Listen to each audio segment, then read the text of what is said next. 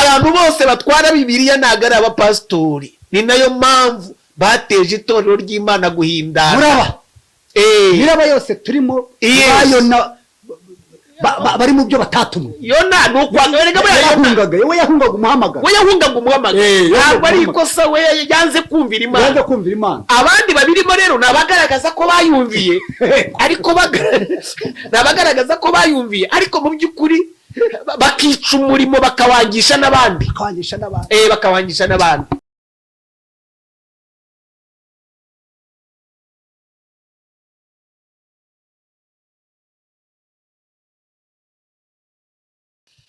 Turabaramukije mwese mu izina ry'Umwami wacu Yesu Kristo, aho muherereye mu bihugu bitandukanye cyane suhuje abari mu gihugu cyacu cy'u Rwanda, mu mpande zitandukanye zacyo, mu ntara zitandukanye n'imirenge itandukanye n'uturere dutandukanye. Turabaramukije bakundwa, twizere ko mutekanye kandi mwaramutse neza. N'abandi bari mu bihugu bitandukanye turabaramukije kandi tuboneraho kubaha ikaze muri uyu mwanya. Nk'uko mutureba yewe mu ijwi mubona imbere ya kamera ni Pastor Steven nk'ibisanzwe, nkaba uyu munsi ibumoso bwanjye ndi kumwe n'umutumirwa, inshuti yanjye, umuvugabutumwa mwiza dukunda, tukaba yongeye kuduhereza umwanya uyu munsi twamutumiye mu kiganiro kiri buze kukuryohera. Turagira ngo muri aka kanya mbere yuko tubinjiza mu kiganiro nyirizina tugiye kugira nacyo guhana ijambo cyo kumubaza, ukaza kugira ibyo wungukiramo. Cyo tugusabye ni agakaramu n'akajenda kawe. Ibi biba ari ibiganiro bigamije kugira ngo ugire icyo umenya hanyuma cyubaka ubuzima bwawe. Evangelist Safari, muraho? Aho neza mukozi w'Imana. Mumeze muti? Turashima Imana. Umuryango umeze neza? Umuryango umeze neza. Mwami Yesu araturinze rwose. Suhuza abantu bari bataguherutse maze iminsi hano. Twebwe tuba twifuza kukwakira buri munsi kubera ko ivugabutumwa ryawe ridufasha cyane. Turagira ngo rero usuhuza abakureba hanyuma bongere bumve Pascal ugiye kuganira na Pastor Steven, noneho tuganire neza tubabwire icyo tubahishe. Yes. Ndabasuhuje mwese inshuti bakundwa, abakunzi ba Pastor Steven TV. Amen. Imana y'amahoro baho umugisha. Nejejwe n'Imana kongera kubana namwe kuri uyu munsi, tariki 2 z'ukwezi kwa gatatu, mwaka w'ibihumbi 2026. Tuje kuvuga Kristo, imirimo ye, imbaraga ze n'urukundo rwe, nuko twabasha kubana nawe neza muri iyi minsi y'imperuka. Imperuka irimo irakomanga. Yesu agiye kugaruka kujyana itorero rye. Abamwizeye. Haleluya. Umunsi w'ubukwe uri hafi. Amen. Byanditswe 19:2. Aravuga ngo tunezerwe, twishime, twihimbaze, kuko ubukwe bw'Imana ntamo Imana. Ayiwe. Burasohoye. Umugeni ariteguye. Kandi umugeni ariteguye. Mana yanjye. Mwene data, nawe uraba witeguye. Uraba ufite umwambaro w'ubukwe. Umwambaro w'ubukwe w'umugeni utandukanye n'indi yose. Yego. Rero turashima Imana ko Kristo ikimenyetso yasize, ibindi byose byarasohoye. Icyo yasize nuko abantu bazumva ijambo ry'Imana kugira ngo batazagira icyo kwireguza. Abanejejwe muri iyi weekend, nabwirije ubutumwa bwiza ahantu kuva ku wa gatanu kugera ejo. Ahantu hari hapfuye umubyeyi yari afite umuhungu w'umuhagi. Rwose Imana yahaye umugisha wifatika. Ariko ku wa gatandatu umugore wo muhagi yarambwiye ngo niba bari hagi undi ni hagi ati. Yarambwiye ngo ufite Yesu mwishi muri wowe. Niko yakubwiye? Ngo natwe uzadusengere. Ndavuga ni ukwiza abasengere. Ikiriyo cy'abayisilamu. Ndabwiriza kugeza ku gushyingura ejo, mbwiriza ubutumwa bwiza. ariko aranezeza ngo ufite Yesu mwinshi muri wowe. Amen. Aho kandi nako karaneje. Karakubatse. Amen. Umva umuyisilamu rero nshuti z'Imana dukwiye kuba maso kuko Kristo ari hafi kuza gutwara itorero. Amen. Imana ibamugisha, Uwiteka bagire neza. Niba hari umuntu w'umushyitsi yenda aribwo bwa mbere uje kuri uyu murongo ukaba aribwo umbonye, nk'uko umushumba yarabivuze, nitwa Safari Pascal, muvuga butumwa bwiza. Ndi umugabo ndubatse, mfite umudamu n'abana, ikiruta byose ndi umukristo. Amen. Narakijijwe. Amen. Yesu abaho umugisha. Wakoze cyane. Ngira ngo muramwumvishije umuntu tugiye kuganira, si mushya hano kuri murongo ugaburira muri y'Imana. Imana rero imuha umugisha, yakoze kumvira Imana akaza kongera kugira ngo tuganire ku ijambo. Ikiganiro cyacu rero cy'uyu munsi, mbere yuko dusenga ngo tukinjiremo, kiragira kiti kuki gukurikira Yesu bigoranye? Kuki gukurikira Yesu bigoranye? Turaza kubaza ibibazo bigera muri 5. Hanyuma noneho umutumirwa wacu aze kugenda duha ubusobanuro. Ese nawe kumukurikira byarakugoye? Ese nawe ubona ari umutwaro uremereye? Aha rero muri iki kiganiro uraza kugira ibyo wungukiramo. Kubera iki abantu gukorera Imana bisa nk'ibigora? Kuki gukurikira Yesu bigoranye by'ukuri? Iki kiganiro kiraza kudufasha kugira ngo tuganire, duhane ijambo, turebe ibibazo abantu bibazaho bishingiye kuntu bakurikira Yesu no kuntu isi ya none imufite muri bo. Hanyuma noneho turebere hamwe ibisubizo biri buze kudufasha kumenya ukuri nako kutubature, tumukurikire neza mu buryo buziguye kandi bwuzuye. Rero reka dusenge tumusabe, n'ubundi n'umutumirwa atwijize mu isengesho. Nyuma yo gusenga turijira mu bibazo byacu bigera muri 5.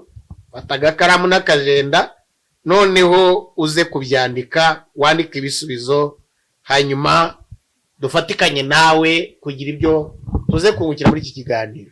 Ndaka tumusaba dusengere. Data, mu izina rya Yesu Kristo, izina rimwe gusa twahawe dukirizwamo, yego, izina ritanga amahoro ku bayabuze, haleluya, izina rimurikira abari mu mwijima, izina rizura abapfuye mu mwuka no mu bugingo. Turagushimye Mwami muri iki gitondo. Haleluya. Tugushimiye uburinzi bwawe, haleluya, n'imiryango yacu, n'itorero ryawe n'igihugu cyacu Mwami. Urakoze Mwami Yesu. Uhabwe icyubahiro. Ubwami bwawe buze, mbaraga zisumba byose zibane natwe, ngo nidushyigikire muri uyu mwanya kugira ngo tukubere ibikoresho wikorere, tukubere akanwa wivugire Mwami. Bwoko bwawe bwunguke kumenya, niko ijambo ryawe rivuga, kugira ngo mwunguke kumenya Imana. Mu izina rya Yesu Kristo, gukora kw'Imana kugaragara, umwuka w'Imana agaragara, imbaraga z'Imana zigaragare muri twe Mwami. Niko Pawulo yanditse aravuga ngo kubw'imbaraga z'Imana zidukoreramo. Mwami, reka imbaraga zawe zidukoreremo kugira ngo izina ryawe rikomeze guhabwa icyubahiro. Haleluya. Mu izina rya Yesu Kristo, utangirane natwe nka Alpha, usozanye natwe nka Omega. Ni mu izina rya Yesu Kristo mbisabye nizeye. Amen. Amen. Amen. Arakoze cyane kudusengera, sengesho ryiza. Ikiganiro cyacu rero kirashingira mu ijambo ry'Imana. Ijambo ry'Imana riraboneka muri Luka 14 uhereye ku murongo wa 20 kugeza kuri 26 kumanuka. Ni inkuru y'ikiganiro cyacu igiye gushingira, kugira ngo nawe twahakuyemo ibibazo bigera nko muri 5. Ikibazo cya mbere ngira ngo ndabanza mbinyuremo mbere yuko tubinyuriremo abatureba. Noneho mbere yuko tuza gutangira n'icya mbere, dutangira kubaza. Ikibazo cya mbere kiragira kiti, Yesu yaravuze ngo umuntu utanga se na nyina ntashobora kuba umwigishwa we. Iri jambo twaryumva dute dute mu buryo bwo mu mwuka kandi risobanuye iki ku mukristo wo muri iyi minsi? Icyo ni ikibazo cya mbere. Risobanuye iki ku mukristo wo muri iyi minsi? Yego.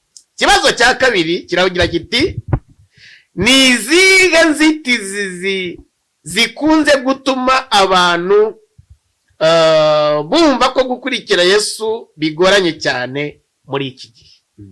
Muri iki gihe turabishyira mu gihe cyane. Ni izihe nzitizi zikunze gutuma abantu bumva ko gukurikira Yesu bigoranye muri iki gihe? Ikibazo cya gatatu ni izihe, ese hari aho gukunda umuryango wawe no kwikunda bishobora kubera imbogamizi cyangwa inzitizi mu gukurikira Yesu? Twabigenza dute kugira ngo Yesu abe uwa mbere muri twe? Ibibazo byanjye birakomeye ariko ndagira ngo ubwo bigende n'undi ubinotinga ubyandika agenda abyandika neza. Ikibazo cya kane rero kiragira kiti Yesu yavuze ku kubara igiciro mbere yo kumukurikira. Niki abantu bakwiriye kubanza gusobanukirwa mbere yuko baba umwigishwa we, mbere yuko baba abigishwa be? Muri make baba abigishwa ba Yesu. Cya gatanu aricyo cya nyuma, nubwo gukurikira Yesu bigoranye, ni izihe nyungu cyangwa imigisha umwigishwa nyakuri kuko abona? Ngibyo ibibazo bigera muri 5 twakuye muri Luka 14 umurongo wa 25 kugeza kuri 26 kumanuka. Twakuyemo ibibazo 5 tugiye kugirana n'umutumirwa. Noneho dutangirane n'ikibazo cya mbere, ngira ngo umutumirwa ibibazo twabisharinze twabigwaye. Ikibazo cya mbere rero kiravuga kiti cyatubwiye kiti Yesu yaravuze ngo umuntu utanga se na nyina ntazashobora kuba umwigishwa we. Iri jambo twaryumva dute mu buryo bwo mu mwuka kandi risobanuye iki ku mukristo muri iyi minsi? Urakoze cyane Pastor. Yes. Ibyo bibazo byose uko ari bitanu uko byumvishije aho ruzingiye ni ku kibazo cya kabiri. Niho ruzingiye. So ikibazo cya mbere rero, impamvu Yesu nangwa se Imana ivuga rya jambo nuko Imana ikunda icyubahiro cyayo. Ihora ishaka kuba iya mbere, shaka kuba iya mbere. Urumva? So rero niyo mpamvu ndavuga ngo ndi Imana ifuha, irafuha. So rero gisubiremo. Reka tunasome n'ijambo ry'Imana.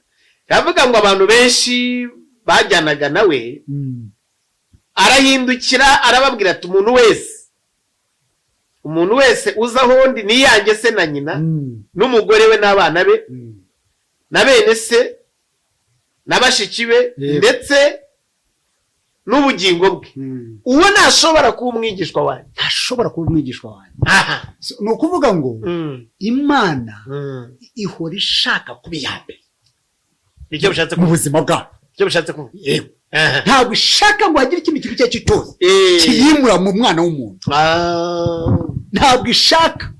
Yesaya bice 42. Kadusome Yesaya bice 42 5 kugeza ku 8. 5 kugeza ku 8. Umva ukuntu havuga.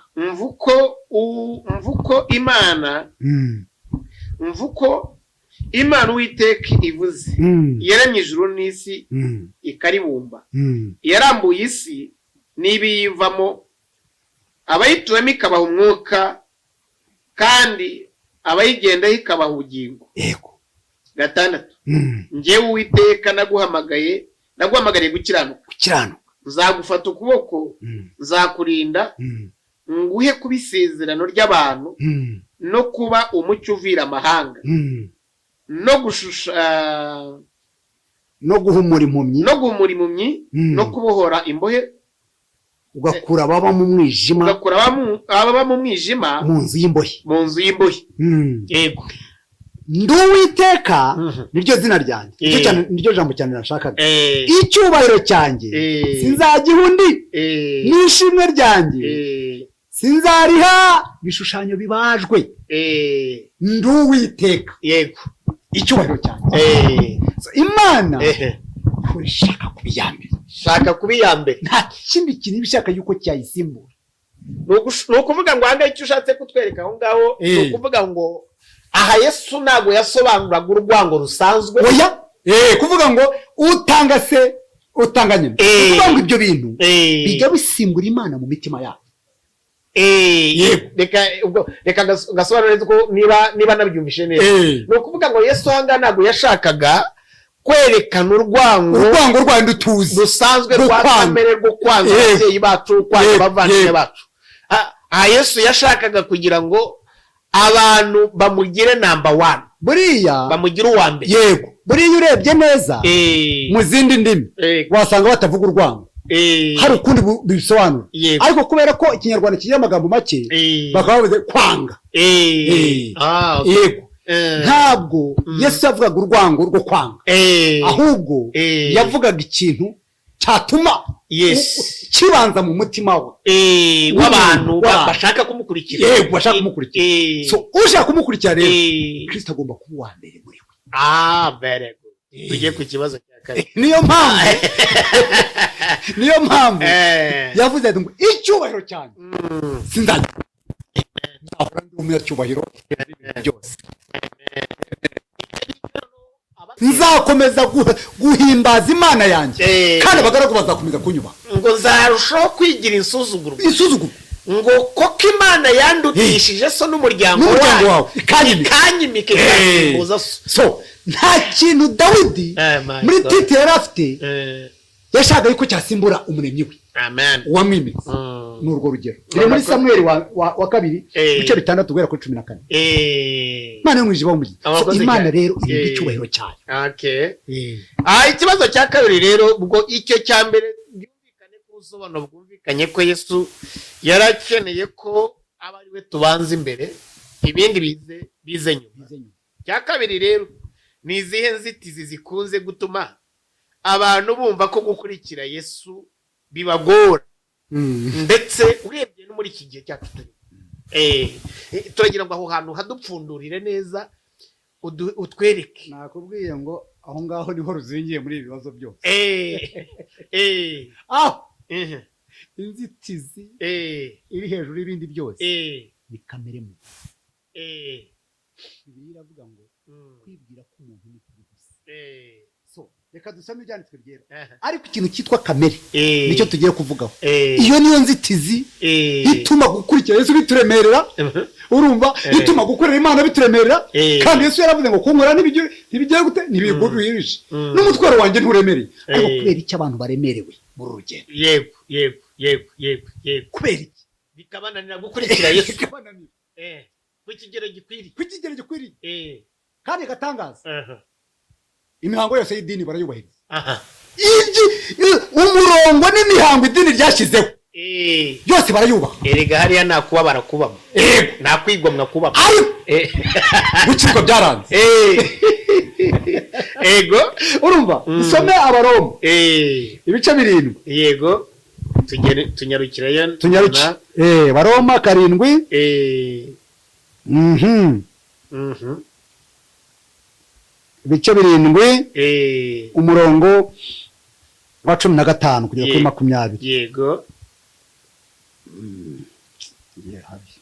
Baroma 8 7 haravuga ngo sinzi ibyo nkora kuko ibyo nshaka atari ibyo nkora ahubwo ibyo nanga akaba ari ibyo nkora urumva kamere ngo ariko ubwo nkora ibyo ndashaka nemera ko amategeko ari meza. Nuko rero noneho sijya uba nkibikora, ahubwo ni icyaha kimbamo. Nzi yuko muri jye ibyo ni ukuvuga muri kamere yanjye. Kamere nta cyiza kimbamo, kuko nkora nifuza gukora icyiza, ariko kugikora ntabwo. Urabyumva? Kuko icyiza ashaka atari cyo nkora, ahubwo ikibi nanga akaba ari cyo nkora. Urumva? Ariko ubwo nkora ibyo nanga sijya uba nkibikora, ahubwo ni icyaha kimbamo. Ni Pawulo arivuga. Urumva? Reka nkubwire, buriya nta muntu udakunda gukora ibyiza. Nta muntu n'umwe udakunda gukora ibyiza, ariko ikintu cyitwa kamere. Niba hari umugabo warwanye na kamere, n'uyu mugabo Pawulo yarwanye na kamere, ariko yagaragaje n'ikigero cyo guhinduka. Yagaragaje ikigero cyo guhinduka. Urumva? We yari abizi yuko arimo arwana n'icyaha, kandi ashyiramo imbaraga mu kurwanya, kugeza ku rwego yavuze ngo nimugere ikirenge mu cyanjye, nanjye nakigeze mu cya Kristo. Urumva? Ngerageza. Urumva? Yarageragezaga buri munsi, akifuza gukora icyiza muri we, ikibi kikamutanga imbere, ariko ntacike intege mu kugerageza, ku buryo yageze akavuga ati sinkiri uw'isi, isi irambona nk'ubambye, nanjye nkayibona nk'ibambye. Ikindi twakongeraho, urakoze ku busobanuro bwiza, ariko ikindi nanjye nakongeraho nk'umuntu musangiye ijambo, inzitizi yindi iri hano ku isi ibuza abantu gukurikira Yesu ku kigero cyuzuye, ni rukuruzi z'iyi si. Rukuruzi y'iyi si n'igitutu cyayo, igitutu cyayo ku bantu bashaka gukurikira Yesu. Kuko gukurikira Yesu uva mu muryango, igitutu cy'umuryango gishobora kukubera inzitizi, kuko umuntu ushaka kwiyegurira Yesu mu buryo bwuzuye bibera imbogamizi abandi bari bamufitemo inyungu. Kugira ngo ukurikire Yesu ku kigero cyuzuye mu bantu bari bagufitemo inyungu, mu miryango bari bazi ko ibayeho kubera wowe, ibintu byose ugashaka gukorera Imana ku kigero cyo kwiyegurira, aho ngaho bijya biba imbogamizi cyane. Ariko indi nzitizi ya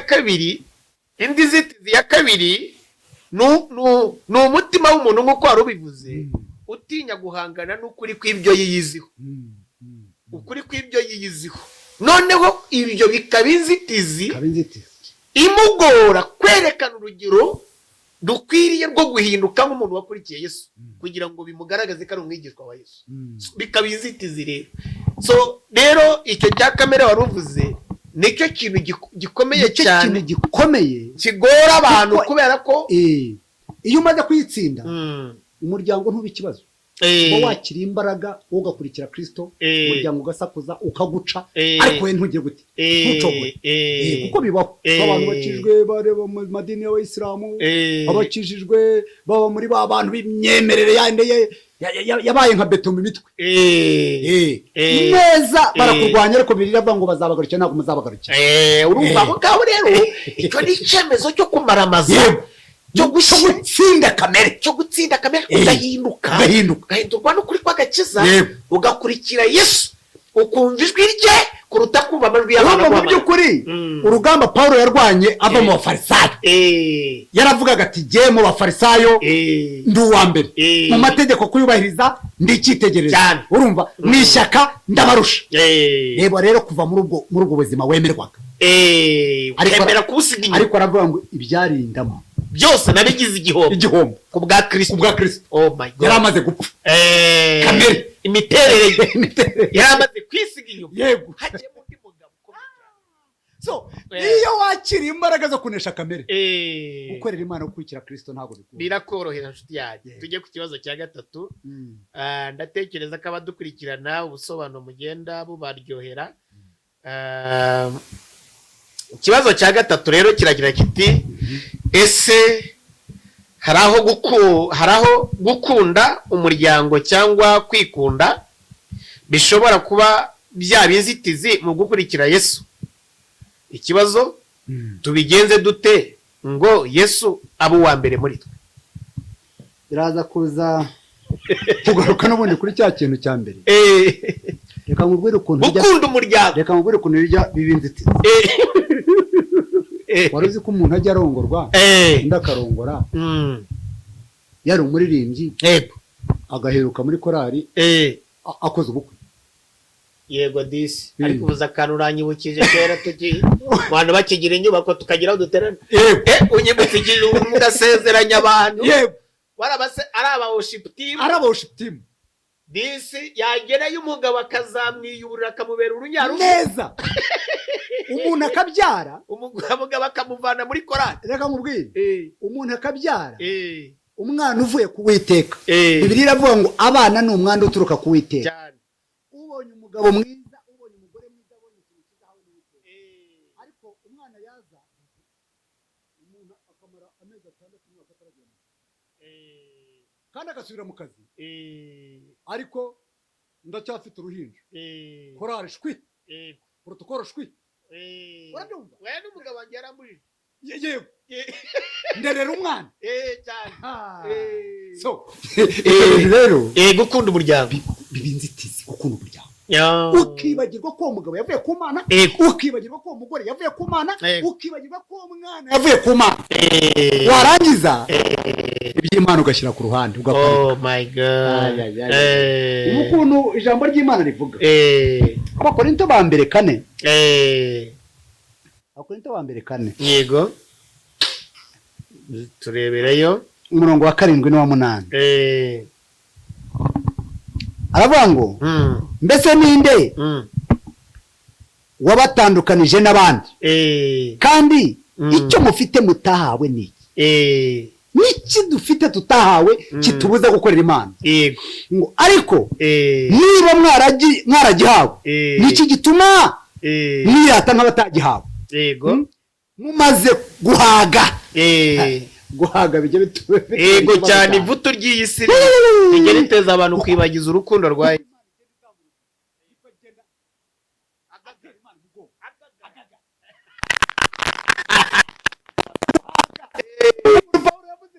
mumaze guhaga mumaze gutunga ndetse murimye mubaye nk'abana aravuga ngo cyama natwe tukimana namwe. Amen. Natwe tukagera kuri urwo rwego disi. Arumva aravuga ngo niki mufite mutahawe cyatuma mwimura Imana n'abataragihawe. Niki wakuye mu biganza byawe wakwirata cyakubujije gukorera Imana cyakubujije urumva. So rero gutakaza kumenya yuko aho uri naho ugeze ibyo utunze cyose ari soko ituruka ku Mana. Yego ni igihombo gikomeye n'inzitizi zikomeye kandi mu by'ukuri ugereranyije no muri iki gihe twavuze ngo se gukunda umuryango cyangwa kwikunda byaba inzitizi yo gutuma umuntu adakurikira ese ku kigero cyiza kumukurikira kumukorera ariko nyemerera tukiri aho ngaho urakoze kubyo uduhaye ariko nsomera icyanditswe kiri mu byakozwe niba nibuka neza mu bice 20 bahere ku murongo wa 24 bice 20 dusoma akarongo ka 24 turebe umugabo warenze kwikunda none uko yavuze ariko sinita ku bugingo bwanjye. Uwo ni Pawulo ngo nibwire ko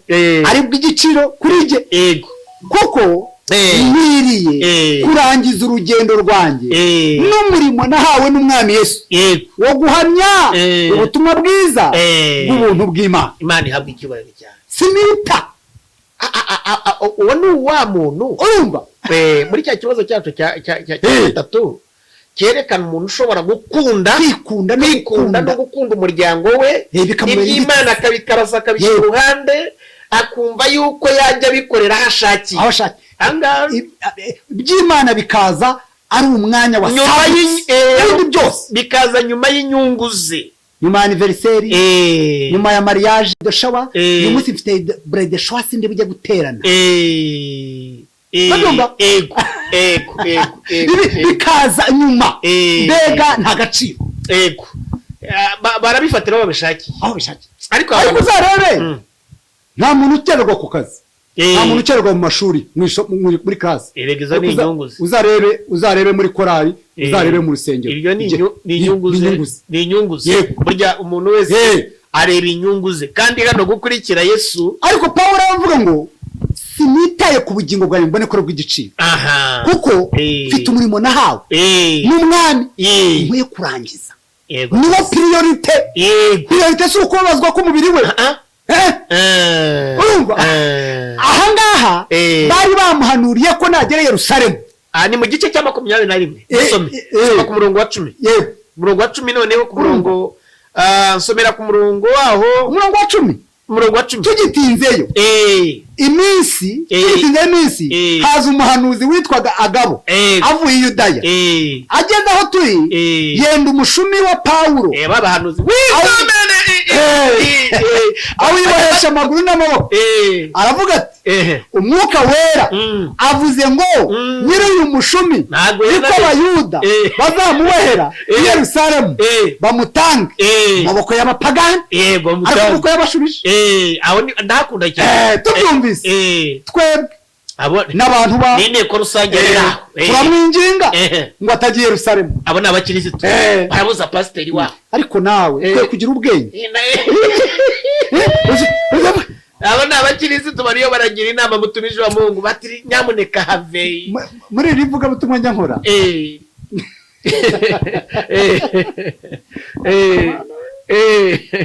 ujya n'abantu atariko nawe kwe kugira ubwenge biki kuvuga urakabyare ayiwe data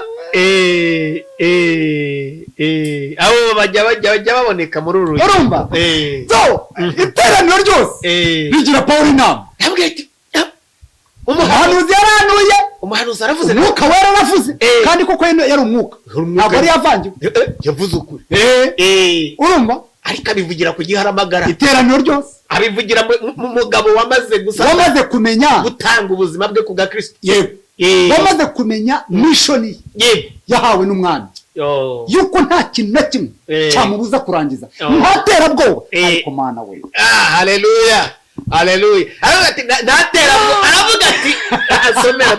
dusomere twumve ukuntu yamucyashye ngo tubyumvise twebwe n'abantu babo turamwinginga ngo atagiye Yerusalemu ariko Pawulo aratubaza ati ni iki gitumye murira mukamena umutima uretse kuboherwa i Yerusalemu gusa byonyine niteguye no gupfirayo kubw'izina ry'umwami Yesu abantu mu buzima bwo kwitanga kuri iki kigero gihanitse uretse kuboherwa i Yerusalemu no gupfa niteguye gupfirayo kubw'umwami wacu kugira ngo nsohoze ubutumwa bwiza yampaye yego oh my god rero ku ngingo ariko uzabavuga butumwa basengewe mu madini bari ahantu bakorera ahantu batazi gukora bavuga butumwa ari ikintu naguce mu ijambo najyaga njya muri izo bisi zingizi zacu zanuza zijya mu mujyi abwiriza noneho umuntu umwe aza kumbwira ko ari pastor umugabo ubwo ni umupasitori mugenzi wanjye aza kumbwira nari nafashe irya za iriya kwa dodira inyuma noneho ndabwiriza ibyuya biramanuka ndabwiriza rwose nazaga ndabwiriza noneho umuntu aza kumbwira ngo ariko se pastor tuvuyemo nguza amazi ngaharanyegera ngo pastor ngo umuntu w'icyubahiro ngawe wacyukorera amavuta ngo sayange uramuvuta uhagarara ukabwiriza ngo kuriye kuntu arabwiriza hakizwamo abantu 5 rwose ndabatuza Yesu ngenda mbatuma mu matora atandukanye barambwira ngo ariko se pastor wari amavuta ngo ameze kuriya ngo guhagara umuntu wiyubashye ngawe ugaragara w'umusirimu ugahagarara ukajya kubwiriza kuko ngabira ibintu mwabiretse kuko mukajya mutegura ibintu mukajya mubwiriza ndamureba ndamubwira ni rero yewe uretse no kubona ko bikojeje isoni ahubwo nakorwa n'isoni nashoboye guhagarara ngo mbwirize ubutumwa bwiza bw'umwami wacu icyo nicyo kimwaro gikomeye cyane ku muntu udasohoza inshingano zo kubwiriza ubutumwa bwiza ndabwira ngiye bahariye kubwiriza ubutumwa bwiza urabibona nk'ikimwaro uhagarara imbere y'abantu ngabaguriza ubutumwa bwiza urakibona nk'ikimwaro ndabwira ariko Yesu mwaramusondetse pe. So muri make nabaye nk'umuntu nanjye usubiza ngo Paulo yasubije avuga ati muramenera iki umutima hari abakobwa uretse no gupfa no gufungwa nitegwe no gupfira kuko umwana wa Yesu. Abakobwa twasenganaga bigeze kumbwira ngo mwaramba ati giye ntago wandongo ati ntago nakubeza kubera umugore ntago nakubera umugore ibintu byo kuvuga nk'umusazi ugenda mu mamodoka ndavuga nanjye man ntiyakumva kuko iyo navuze ubutumwa bwiza umugore waje yarimbaza utaheruka kujya kubwiriza muri bisi so ntabwo umuntu Imana yahamagaye ishobora kumuha umwete itariye umuntu wo kuzimya umuhamagaro w'Imana. Niba umuhamagara wawe warazimye kubera umugore wawe kubera umugabo wawe ntabwo umuntu yavuye kuwiteka n'uwo wikundiye wewe ku giti cyawe ntabwo umuntu wavuye kuwiteka ashobora kuzimya umuhamagaro namubwiye umukobwa ndabona nanjye Imana ntiyakumva koko n'ubundi uwimana zamaza azaza kushigikira ibindi mu urakoze cyane Imana iguhe umugisha rero Paulo aravuga ngo uretse kubohwa no gupfa niteguye gupfa ariko tukikora akantu k'abahanuzi abantu benshi ko nibutse igihe banasukaga ndi mu cyumba za Kimironko mu myaka yatambutse nagiye gusengera umuhanuzi arambwira ati wizomene kuwa santire de sante pastamoro kontrete atuwiteka aranyeretse atanyeretse yuko atuwiteka anyeretse yuko urwaye sida atamu kwa mugabo nari mvuye masengesho iminsi 40 urabiba neza iminsi 40 urumva umuntu w'iminsi 40 nari narataye ibiro narananutse no kuruhu bigaragara noneho icyo cyari cyuma kinini cyane cyagiraga abanyamujya abasirimu bajyaga bagiye gusengerayo noneho umuntu arahaguruka ati zomene kuwa santere de santere muri za ndimi zabo z'amarenga ati Imana inyeretse urwaye sida urabyumva neza ahanga turagira ngo abantu mwitondere nimukajye mubeshyera umwuka wera hano harimo n'ikinyoma kuko Satani nawe azigira nka marayika w'umucyo ariko agamije kuyobya intore z'Imana ubwo bushobozi arabufite na Paulo iki kintu yakivuzeho cyane aravuga ati nimitangajwe yuko na Satani yigira nk'umukozi wa Kristo ati nibizabatangaje yuko akazigira nka marayika Satani azi kwishushanya mu rwego rukomeye mwaba Kristo mwe mudukurikirana Torero ry'Imana mutureba mudukurikirana abantu bose bambaye karivate nagara abapastori abantu bose batwara Bibiliya nagara abapastori ni nayo mpamvu bateje Itorero ry'Imana guhindana miraba yose turimo bayona bari mu byo batatumwe yona nukwanga yahungaga umuhamagara ntabwo ari ikosa we yanze kumvira Imana abandi babirimo rero nabagaragaza ko bayumviye ariko mu by'ukuri bakica umurimo bakawangisha n'abandi kuko umurimo w'Imana tuwukora kugira ngo tuwukore neza bitere benshi kugana Imana guhindukirira Imana kugira ngo abantu nibababona bitume bahindukira nabo bahimbaza Imana. Ubuzima bwacu bw'ubukozi bw'Imana bushingiye ku bunyangamugayo no kwihangana no kwitwararika no kugabura neza uko bikwiriye so bitume bitugaragaza ko turi ibisonga by'ubwami bw'Imana baraga z'Imana zibonekeye muri so nukuvuga ngo rero aba bantu bagaragaza urwego rwo kumvira Imana bagaragaza urwego rw'uko bahamagawe ariko mu by'ukuri wabarungurukamo ukabona Kristo atari muri bo bishingiye ku mirimo yabo nta bunyangamugayo nta kwihangana babeshyera umwuka wera yavuze atavuze babeshyera Imana yavuze itavuze so ikibigaragaza nuko ibyo bavuga bidasohora bitanagira urumva nk'uwo muntu washoboye kuza nuko yasanze ndi umukristo ukuze mu kwizera urabyumva neza narindi kuri cya kintu cy'ubuhanuzi agaba yavuze so uwo yavugaga ibiri ukuri koko cyari igihe cy'itotezwa cyari igihe cyo barwanyaga ariko noneho aranabivuga ariko Paulo avuga ati aturetse no kumubwiye iby'ukuri ndabizi koko n'ubundi ndatotezwa ariko yari nababwiye aravuga ngo umwuka arambwira yuko aho nzakandagira hose imibabaro iranegereje agenda ariza azi ibyo azahura nabyo ariko bene da twanze kubabazwa kubw'ubwami bw'Imana. Noneho rero aho ngaho niho nagira ngo mbwire abantu umuntu ati aturwaye sida. Imana yo muri iki gihe y'abantu b'Imana badukurikirana abantu narabwiye ko Imana yanyu itavuga ubugingo buhoraho, Imana yanyu idatanga ihumure ku bantu yaremye, Imana yanyu itavuga ku cyaha, ahubwo Imana yanyu ikaba ari Imana itangaza impanuka n'urupfu, ikaba ari Imana itangaza uburozi, iterekana intsinzi. Imana Imana ni Imana ikimukorera niyo Mana. Uzi kuri icyo bakoze? Baramfashe baranderura koko ngo nahakanyije umuhanuzi. Baranderura baranjugunya mu muryango bamani power.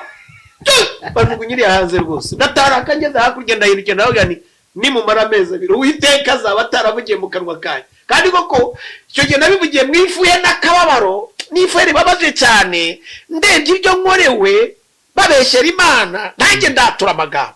Kandi koko n'amezi 2 byatwaye, icyumba cyahise inzego z'umutekano zigifunga, habayemo ibyaha byinshi aho ngaho. Habayemo ibyaha byinshi. Abantu bitonde kandi baye maso. Byaberaga cyari yaraza Kimirongo, ubwo nirinze kubivuga koko cyagiye kigira cyaje kuvukamo n'itorero, abantu bamwe barasandara abandi baragira so barasandara, ariko abo bisikoro cyangwa se abateka mutwe bibeshyaga ko bakorera Imana bagamije kunyunyuza abantu no kubateka imitwe no kubaha ubuyobe. N'aya magingo barangara, ubona na address bigize bagira koko bakoreye Imana, bakoreraga inda zabo, ntabwo bavugaga ubutumwa bwiza bw'ukuri burokora abantu, baravangirwaga. Urumva rero iyo batansanga ndi muzima narisobanukiwe magaze mu bayobeje abantu benshi, urumva icyo gihe mba naragiye nkajya kwa muganga nkabaza nkarwara, urabanza ugapfa mu bitekerezo, baba bamaze kwica mu bitekerezo, noneho ukabaza kuzajya kwisuzumisha. Narambwira niba Imana yawe koko wizera ibyo umbwiye karibyo, mbere tujye kwa muganga. Nibasanga ndwaye sawa, Imana yirubaho, ariko nibasanga narwaye nyemere ngubatize, kuko ntabwo urabubeshye Imana ire bitavuze. So rero ko gushyira amanga nari mfite wenda wowe ntabwo wagushobora, ariko mwitondere abavuga mana ntabwo ariko bose bazinjira mu bwami bw'Imana. Mu byitondere bakundwa, dore ko nibihe bigeze mu mahindura ni munsi Yesu agiye kugaruka. Mu mahindura ni munsi isi irerekana kugaruka kwe, intambara ni muha hirya no hino, isi iranyeganyega. Rero abatari maso murababaje, mujye muba maso, kuko umunsi wo kugaruka k'umwami wacu Yesu Kristo uriyo kuragenda, isi irerekana kugaruka kwe. Kandi Imana igumisha. Twari tukiri rero ku kibazo tugeze ku kibazo cya kane. Ikibazo cya kane rero kiragira kiti, nizere ko ubusobanuro babwumvishije.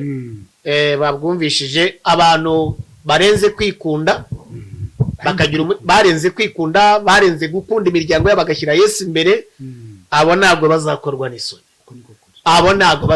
n'isoni. Rero dukure mu mwuka, uko dukura mu gihagararo no mu bitekerezo no mu kwizera no mu ijambo ry'Imana, dukure mu mwuka kugira ngo ejo tutazahitanwa n'ubuyobe buri kuri iyi si mbi. Ikibazo cya kane rero nshaka nanone kugira ngo tukiganireho, tukibaza umutumirwa wacu, kiragira kiti, Yesu yaravuze ngo yavuze umubare w'igiciro mbere yuko kumukurikira. N'icyo abantu bakwiriye kubanza gusobanukirwa mbere yo kuba abigishwa ba Yesu. N'icyo abantu bakwiye kubanza gusobanukirwa. Yesu arasa ngaho ngaho aravuze ngo hahandi muri cya gice yaravuze ngo umuntu udashobora kwanga se, umuntu udashobora kugira gute, umuntu udashobora kugira gute. Erega wa mugari biragaruka no kuri cya kibazo cyo wari uvuze, kuba n'icyo abantu bashaka kubanza gusobanukirwa mbere y'uko ufata icyemezo cyangwa umwanzuro kugira ngo ukurikire Yesu. Ikintu cya mbere kizatuma udacogora, uhuye n'intambara, uhuye n'amakuba, uhuye gusobanukirwa urukundo rw'Imana. Amen. Yohana 3:16 kuko Imana yakunze abari mu isi cyane byatumye itanga umwana wayo w'ikinege. So wumvishije uburemere bw'iryo jambo n'umurimo Imana yakoze ku bwawe ugakurikira Kristo, yego, nta cyaguca intege. yego, iyo wasobanukiwe urukundo rw'Imana ni ukuri intambara n'amagambo biduhura nabyo ibisitaza byinshi, rwango, kugambanirwa, iyo wasobanukiwe urukundo rw'Imana ukamenya ko urukundo rw'Imana ku buzima bwawe ruruta urwango rw'abantu bakwanga, ruruta amagambo bakuvuga, ruruta ubukene urimo, ruruta ubutayu, ukamenya urukundo rw'Imana ku buzima bwawe. Ni ukuri ikibazo nga tubanze tucyumve neza. Kiravuga ngo Yesu avuze ko kubanza kubara igiciro mbere yo kumukurikira n'icyo abantu bakwiriye kubanza gusobanukirwa, mbere y'uko baba abigishwa ba Yesu. Urumva? Niba mvuze ngo ngiye gukorera Imana, ndakorera Imana namaze kumenya. Yego. Menya Imana kubera ko namenye urukundo rwayo, uko yankunze. Yego. Igasiga ubwiza bwayo, Kristo, n'icyubahiro n'ubwami bwe akaza ku bwanjye. Nasobanukiye icyo kintu. Nicyo cyambere nkwiye gusobanukirwa mbere yuko mba mukorari, mbere yuko mba muvuga butumwa, mbere yuko nkora ya mirimo yose. Amen, amen, amen. Urukundo rw'Imana. Haleluya. Ikindi nakongeraho, urakoze cyane nibyo. Ikindi nakongeraho muri iki cyanditswe, muri iki kibazo cya 4, abantu mukeneye kumenya neza kiyonye ku cy'umutumirwa tubwiye, gukurikira Yesu samarangamutima, ntabwo ari amarangamutima. So gukurikira Yesu si ibintu ukwiriye gufatwa n'amarangamutima ngo ubikore kubera ko runaka yabikoze cyangwa Steven yabikoze cyangwa Safari yabikoze. No, gukurikira Yesu ni ukwemera kubitangira ikiguzi. Erega urumva, n'ubundi niyo mpamvu binaniranye. Benshi babijyamo kubera amarangamutima, kubera ko abantu baririmbye neza, nangiye kujya muri yakora aririmba neza. Urumva? Kubera ko nabonye umuntu abwiriza neza, nangiye ngiye kumvuga butumwa. Urumva? Ariko mu by'ukuri bisaba ikiguzi cyo Paulo yatanze. Aha ngaha niho urumva ati yewe uretse gukubitwa nk'ababazo no gupfa niteguye kuba napfiriye umwana. Haleluya, haleluya. Kubera iki? Yasobanukira urukundo rw'Imana, asobanukirwa mission Imana yamuhaye, agomba kubanza kurangiza. So iyo maze gusobanukirwa urukundo rw'Imana, gutanga ikiguzi ntabwo bikugora, wemera kubitanga ntabwo bikugora. Niyo mpamvu burya guhomba ibyawe nkuko Paulo yavuze ngo byari indamu yanjye nabibonye nk'igihombo, ntabwo bikugora. Amen, amen. Babanje kwitanga ubwabo, baranje batanga n'ibyabo. Urumva? So iyo wasobanukira urukundo rw'Imana, gutanga ikiguzi biroroha. Igihe cyawe, umubiri wawe, ubutunzi bwawe biroroha. Kagira Imana, kagira Imana. Urakoze cyane. So abantu babyumve yuko gukurikira Yesu si imigenzo, si imigenzo y'idini.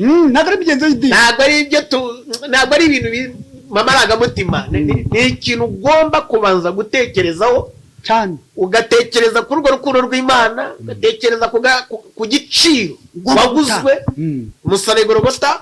Noneho wamara kubyumva neza ukavuga ngo uruhare rwanjye n'uruhe, n'iki ngiye gukora kugira ngo nkurikire Yesu. Noneho ni ukuvuga muri icyo gihe ni kubanza kubitekereza mbere y'uko wifuza kumwigishwa Yesu. Banza umenye ko umwigishwa Yesu biransaba iki, biragusaba kwigishwa. Hari ikiguzi bigusaba, biragusaba kwigishwa gihe ugomba kubana na Kristo kugira ngo umenye ibyo agushakaho cyane. Biragusaba kwigishwa ijambo ry'Imana rikagucengera, biragusaba kubwirwa iki kiguzi no kugisobanurirwa kugira ngo urebe ko washobora kugitanga kugira ngo Yesu agaragarizwe mu buzima bwawe. Amen. Ndafashijwe Mana we. Ikibazo cya 5 rero ari nacyo cya nyuma.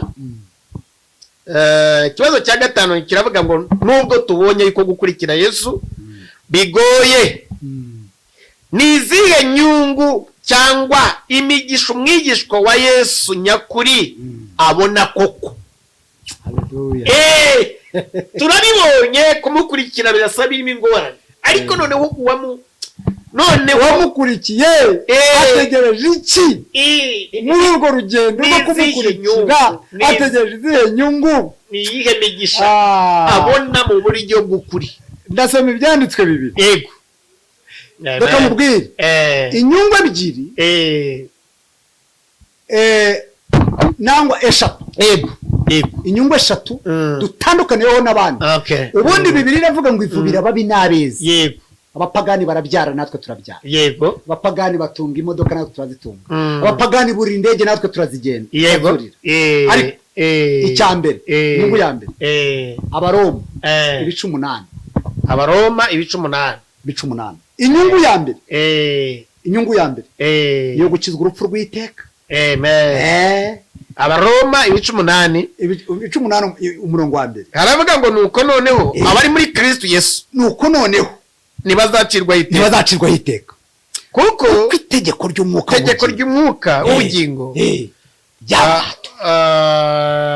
kuko itegeko ry'umwuka w'ubugingo bwo muri Kristo Yesu ryambatuye ububata bw'itegeko ry'ibyaha n'urupfu yego iyo ni inyungu ya mbere twakijijwe urupfu rw'iteka haleluya inyungu ya mbere hejuru y'ibindi byose tuzabona nuko twakiriza urupfu rw'iteka haleluya amen iyo ni inyungu ikomeye cyane kuzabana n'umwami tumureba amaso ku yandi amen nta mibabaro nta gahinda nta madeni nta bukode nta gereza nta bitaro nta ntambara tukabana n'umwami Yesu ntabwo icyubahiro inyungu ya kabiri Luka 22 28 inyungu ya kabiri 20 Luka 22 28 aravuga ngo nimwe mwagumanye nanjye twihanganana mu byo nageragejwe yego nanjye mbabikiye ubwami nk'uko data yabumbikiye amen uretse gukizwa urupfu rw'iteka yego yatubikiye ubwami iyo ni inyungu ya kabiri yatubikiye ubwami bwe amaze kudukiza urupfu rw'iteka yaduteguriye ubwami bw'iteka abagumanye nanjye yego turihangana mu byo nagerageje abandi baragenda mwe mugumana nanjye mbabikiye ubwami haleluya amen inyungu ya gatatu turusha abisi ni amahoro uvuze ikintu gikomeye cyane amen ibyo bintu uko ari bitatu nibyo dutandukanye n'abapagani ibindi byose tubihuriraho nabo ariko ibyo bintu uko bitatu gukizwa urupfu rw'iteka ubwami bw'Imana n'amahoro turi muri iyi si nibyo nizo nyungu abakristo barusha abandi bantu umwigishwa wa Yesu asarura amahoro 14:27 Yohana yavuze ngo mbasigiye amahoro yanjye ayo mahoro atatangwa n'isi ajyamo n'ibindi bintu byari byose amasaka yego kuko itegeko ry'umwuka w'ubugingo ryambatuye itegeko ry'umwuka w'ubugingo ryatubatuye mu rupfu haleluya rw'iteka kuko bari muri Kristo Yesu ntateka bazacirwaho cyubahiro ni cyakabiri nimwe mwagumanye nanjye yego murihangana mu byo nageragejwe byose ntimwamvaho yego mbabikiye ubwami gatatu mbasigiye amahoro yanjye yego ndayabahaye reka aravuga ngo mbahaye amahoro yanjye 14 Yohana 21 urumva Yohana 21 mutumishi Yohana 21 bazurungurukaye tuanze tuharebe tuhasogongeza abana ariko bajye bagira umuco wo gukunda ibyandi Yohana 20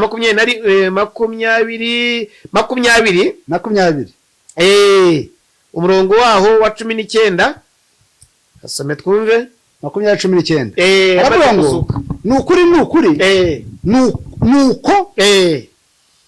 nuko kuri uwo munsi bugorobye yego ari uwa mbere w'iminsi 7 abigishwa bari bateraniye mu nzu inzugi z'ikinzi yego ashaka kuko batinyaga abantu Yesu araza ahagarara hagati yabo arababwira ati amahoro abe muri mwe haleluya amahoro yanjye nabe abe muri mwe bari bayabuze bahangayitse bari bayabuze buryo bukomeye mu buryo urabona aya mahoro hari benshi batayafite. Impamvu uriya ureba Amerika reka tukazana hariya ni amahoro nukura amahoro buri mpamvu ubona Amerika na Israel buriya nuko itizeye mu kanya nahoze ndeba bamanura imirambo y'abasirikare babo mu ndege isanduka zitwikiriye amabendera y'igihugu barashe Irani yababaje ku rwego rwo hejuru yarashe ibihugu birenga 7 byose Amerika rifitemo ibirindiro yababaje yatwitse radar ifite agaciro ka billion y'amadolari. Irani ko numva yasaze ariko uriya mugabo